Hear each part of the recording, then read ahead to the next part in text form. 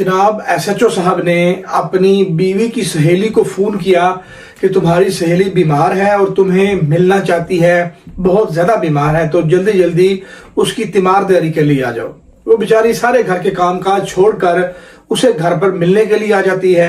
दरवाज़ा खड़काती है और आगे से SHO साहब दरवाज़ा खोलते हैं, घर में मौजूद होते हैं, सेवल कपड़ों में मौजूद होते हैं। वो अंदर दाखिल होती है तो SHO साहब घर का दरवाज़ा, मेन डोर लॉक कर लेते हैं।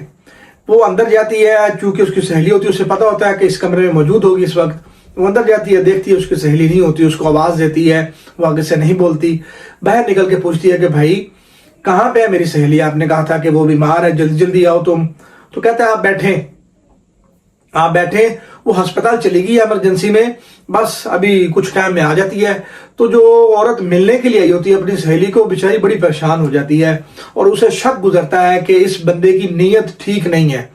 वो कहती है नहीं भाई मैं फिर दोबारा आ जाऊंगी, मुझे आप जाने दीजिए। लेकिन SHO साहब जो होते हैं ये जबरदस्ती इस खातून को, अपनी की सहेली को जबरदस्ती खींच कर कमरे में ले जाते हैं और ये ज्यादती का निशाना बना देते हैं। अब ये बेचारी इंसाफ के लिए हर जगह पे धक्के खाती फिरती है, मुकदमा दर्ज हो चुका है, लेकिन SHO साहब को गिरफ्तार नहीं किया जा रहा। SHO साहब हैं, ताकतवर हैं, ताल्लुकात हैं इनके, तो वो अपने ताल्लुकात की बिना के ऊपर अभी तक इस मुकदमे में गिरफ्तारी नहीं दे रहे। मैं तमाम सुनने वालों से गुजारिश करूंगा, एक तो अपनी राय का इजहार कीजिएगा, दूसरा इस वीडियो को शेयर इसलिए कीजिएगा, हो सकता है कि हमारे शेयर करने से इस खातून की मदद हो जाए और ये वीडियो एक ताकत बन जाए और हुकाम बाला तक पहुंच जाए और इस खातून को इंसाफ मिल जाए। मैं हूं अबू तुराब सैयद, जज़ाकल्लाह, शुक्रिया।